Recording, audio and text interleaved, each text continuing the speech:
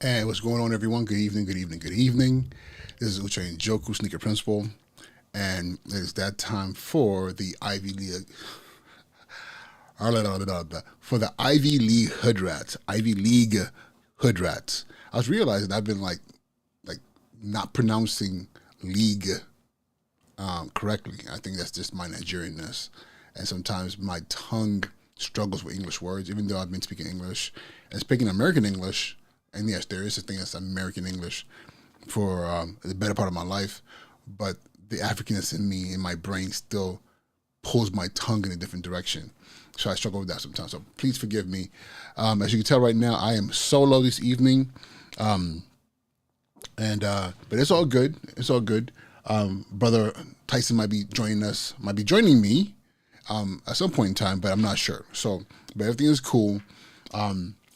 And before I even start my tirade for this evening, let me go ahead and make sure that all the little spaces which upon our stream exists on is working. So right now I see we're live on YouTube.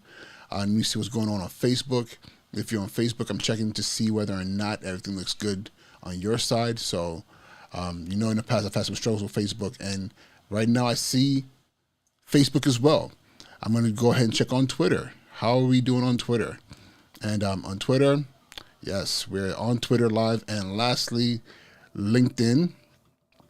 LinkedIn tends to be much easier for me to check because it just pops up in the banner, which is kind of cool. If those of you who've not gone live ever or do the streaming thing, it does come on, like it just automatically locks in on the yeah, you can hear my voice there. So that is LinkedIn. So I'm live right now on every angle possible.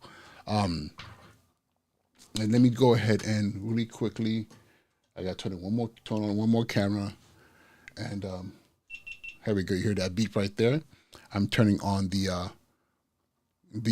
my I don't even know what to call this camera. This is my background view camera, right?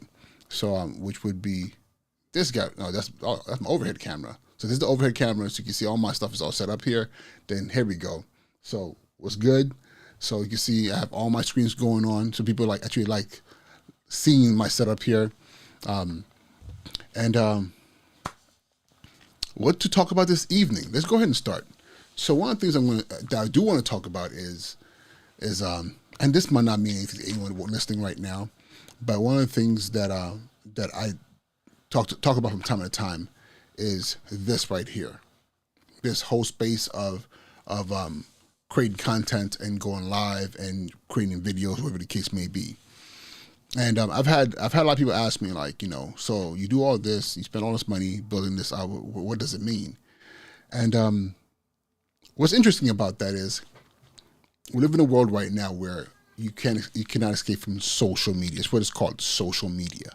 And once upon a time you couldn't escape from media, which was TV, cable, newspapers, billboards, signs on the side of buses. We're being bombarded all the time with information. That was what I was told when I was a kid back in the day in school, right? It was like, you gotta be careful. The social media thing, it's not social media, but media. You gotta be careful of media. Media is a monster. It's controlling our minds. It's controlling our kids.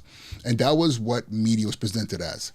And I remember that. I remember it so much so that I went to school and eventually majored in film and media studies. Because the whole thought that something that might seem as innocuous as watching TV and laughing, watching a sitcom, watching comedy, watching action, could be some sort of mind control, completely just blew my mind. And to this day, I don't see how that's possible. No, let me take that back. Not to this day. I didn't rewind. At that point, I couldn't see how that was possible. And I remember going to college, and I kind of stumbled into a film course to fulfill art requirements. And that film course led me to other media courses. And before I knew it, I switched my major over to film and media studies. And in there, I had some great professors who talked about how media and this word propaganda, something that's meant to take something that might not necessarily be true or might be true and you want to hide it, you can use it through storytelling. You can use it through media as a way, as a form of mind control.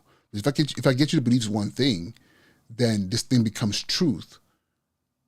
Then the real truth doesn't matter because you've already gravitated and grabbed onto one particular truth. So that was this one thing that hooked me in college, and I was like, whoa, this is really powerful. And from that point on, I never watched another movie the same way. I never listened to another song the same way. And even the newspaper, I realized at the end of the day, there is someone out there who's saying yes or no to the stories that you hear, how it's being told, what perspective is being given. And when you throw it in, when you wrap it around a network, CBS, ABC, NBC, HBO, CNN, Fox, or you wrap it around a genre of music, or you wrap it